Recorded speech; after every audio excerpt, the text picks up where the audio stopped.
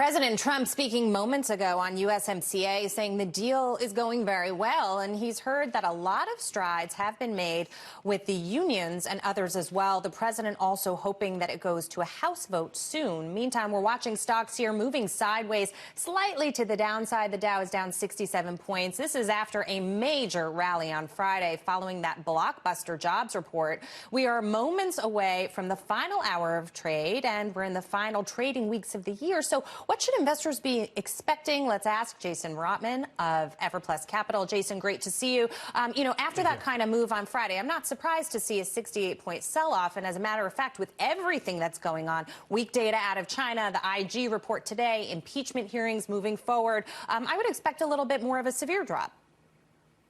Well, what to speak of, lest we forget, we have Christine Lagarde's first European Central Bank meeting on Thursday. We have the U.S. Central Bank meeting on Tuesday and Wednesday. So the central bank meetings are arguably one of the top news events of this week. And the market's really ignoring that for the sake of focusing on this December 15th deadline. So I think, I don't necessarily expect a massive drop before these news events because traders are kind of just squaring their recent profitable positions buying that dip before the jobs report. Well, let me ask you this. Last December, you remember the Fed, its final cut sort of sent the markets into a bit of turmoil. I don't think we're going to hear about a cut. The market's expecting a pause right now. But what about if this tariff deadline passes on the 15th and tariffs do in fact go through? Could that cause a drop?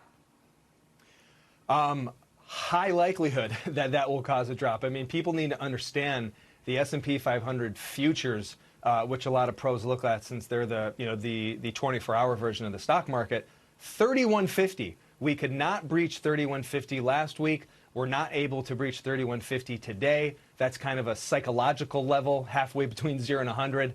As silly it is, that is very important in traders' minds. So I'm actually calling a top. I'm not a negative guy, but I am calling a top at 3150 at least through the end of the year. I think the ECB could surprise the market and become much more hawkish, which they've already talked about. All right. Well, we're looking at USMCA, some positive news, at least in terms of the strides being made on that front.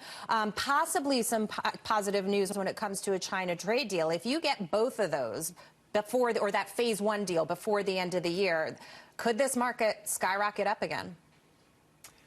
Okay, well, now you got me. I think it could if listen, in this perfect Goldilocks scenario where U.S., China, Canada, Mexico, everybody shakes hands, does a dance, and there's no more trade war within the next 7 days, yeah, I think you would see some knee-jerk.